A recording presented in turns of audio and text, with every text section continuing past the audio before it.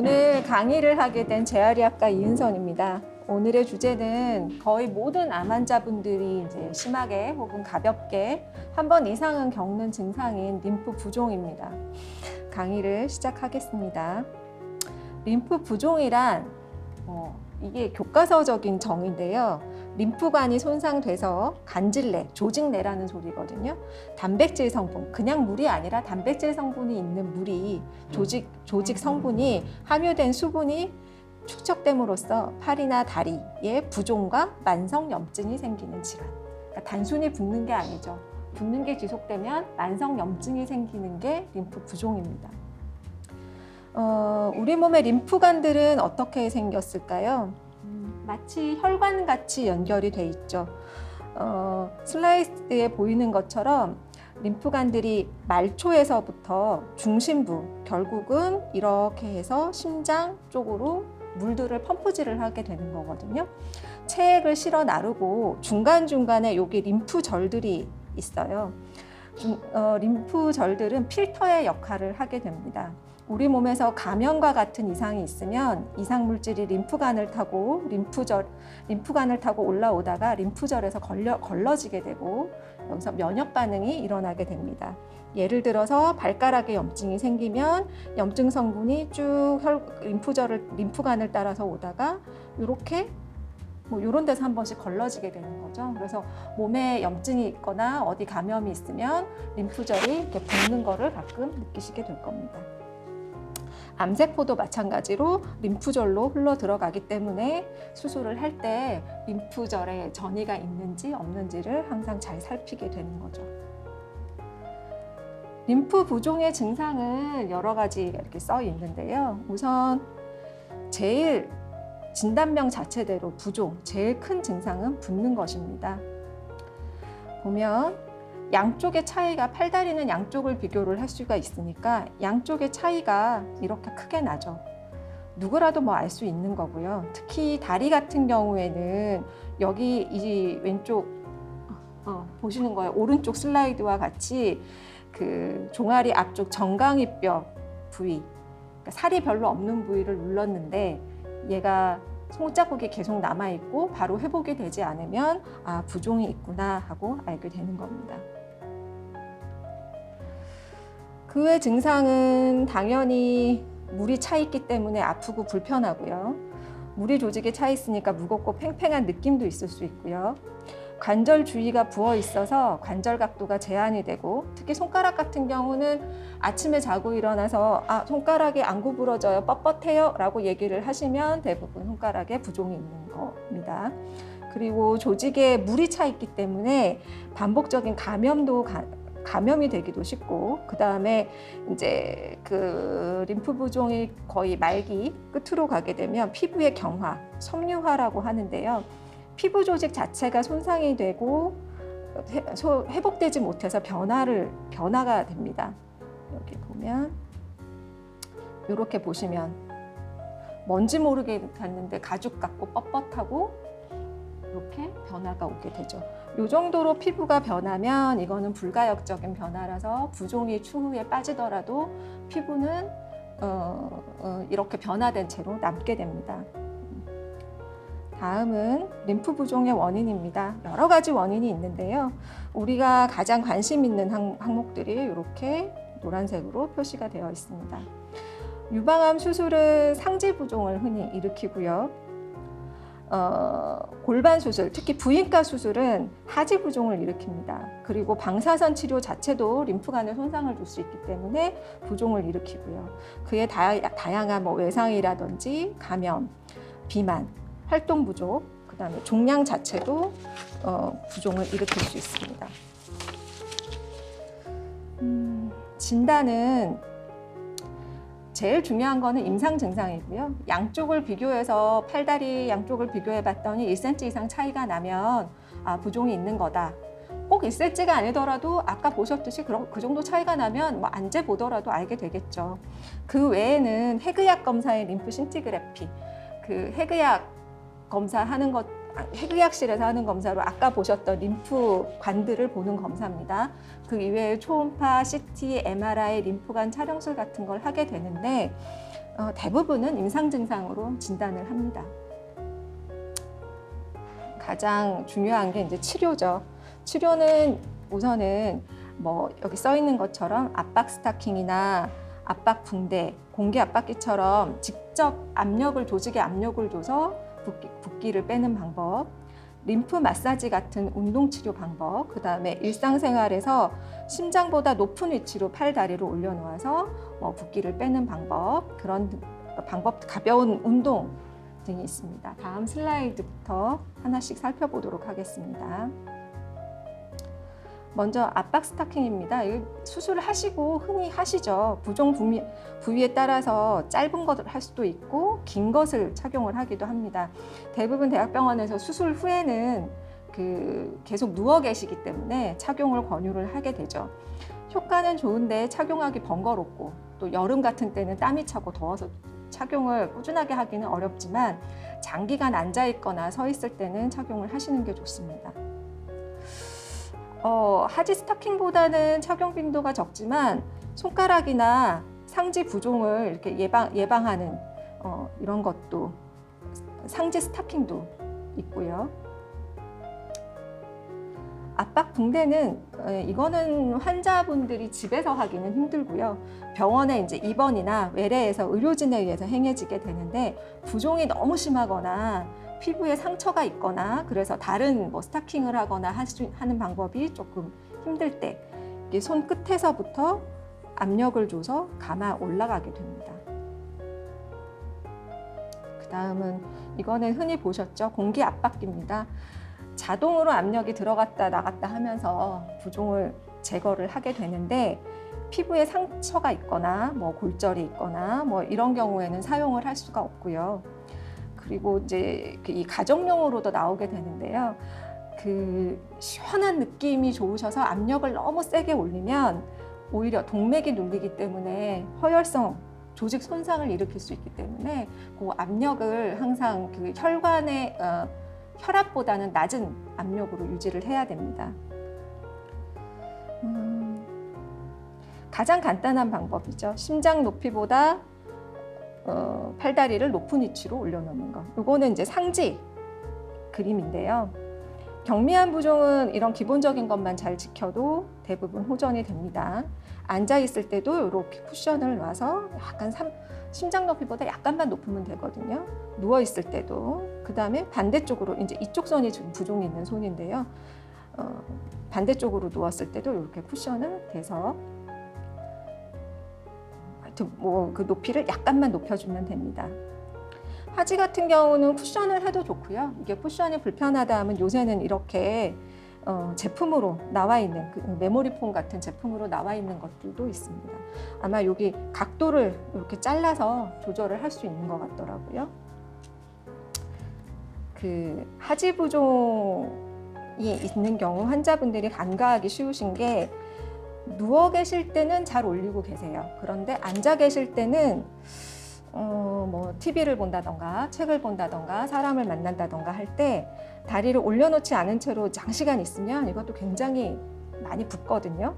그래서 조금 장시간 동안 내가 어떤 활동을 앉아서 해야 된다라고 하면 반드시 이렇게 앞에서 올려주고 계셔야 붓기가 빠집니다.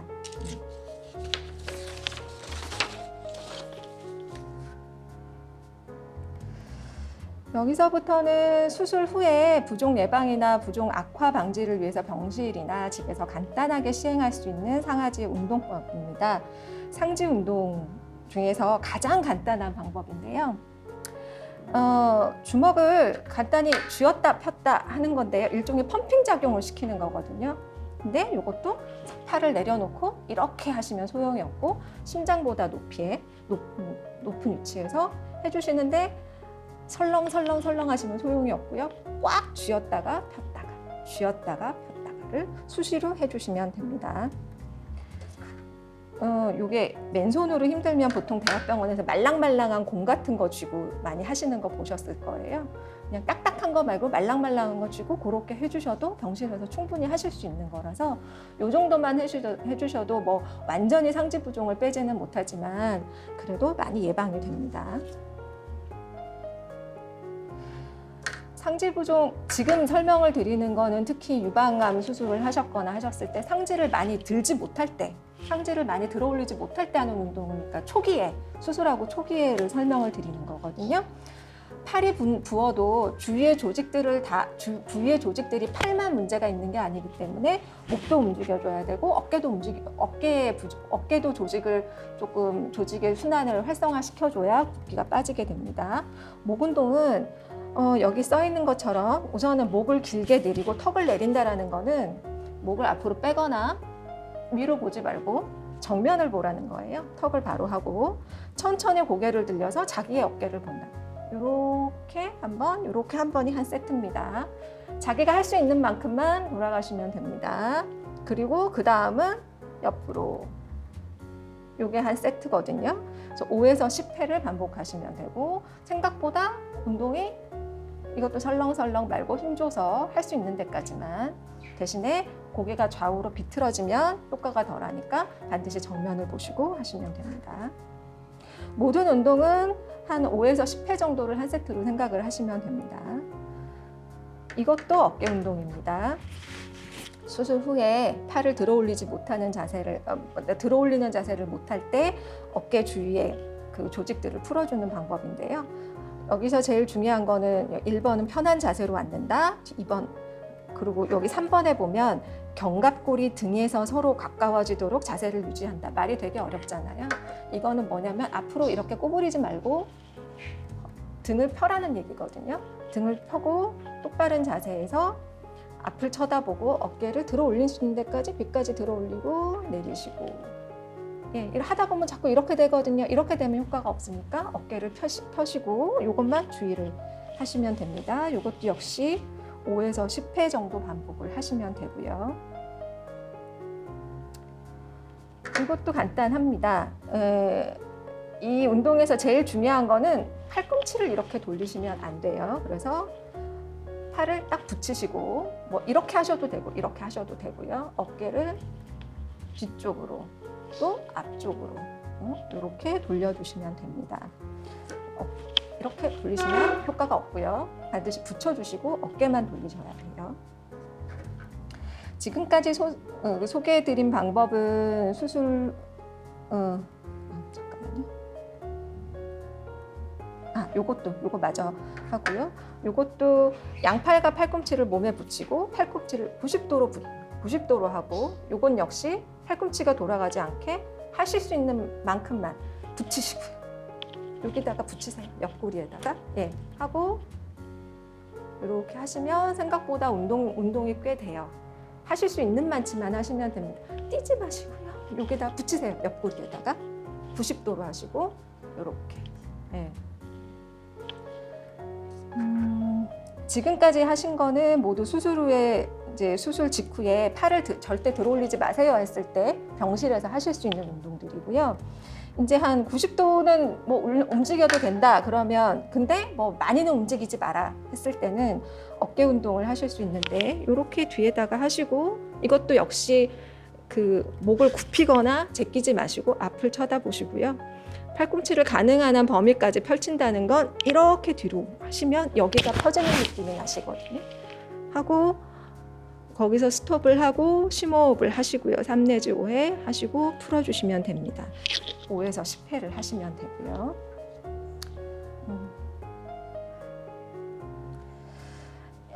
이번부터는 이제 하지 운동입니다. 이게 지금 그림이 제일 그냥 수술하자마자 병실에 누워 계실 때 가장 간단하게 하실 수 있는 운동인데요. 별게 아닌 것 같은데도 가장 중요한 운동입니다. 아까는 손을 펌프를 시켰잖아요.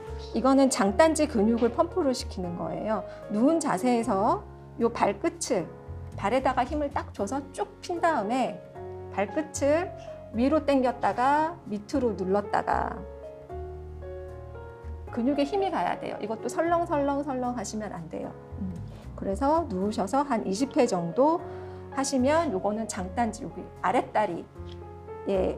아랫다리 펌핑 운동을 시키는 거고요. 이제 그거보다 조금 위쪽 허벅지에 펌핑 운동을 시키려고 하면 허벅지 그 무릎 밑에다가 수건을 가볍게 조그맣게 받치고 허벅지로 수건을 누른다는 느낌으로 쭉 눌러주시면 허벅지에 힘이 들어가거든요. 그리고 이때 중요한 거는 여기 그림에서 보면 발목은 항상 직각으로 아니면 머리 쪽으로 당긴 상태에서 이렇게 하면 다리에 굉장히 힘이 들어가요.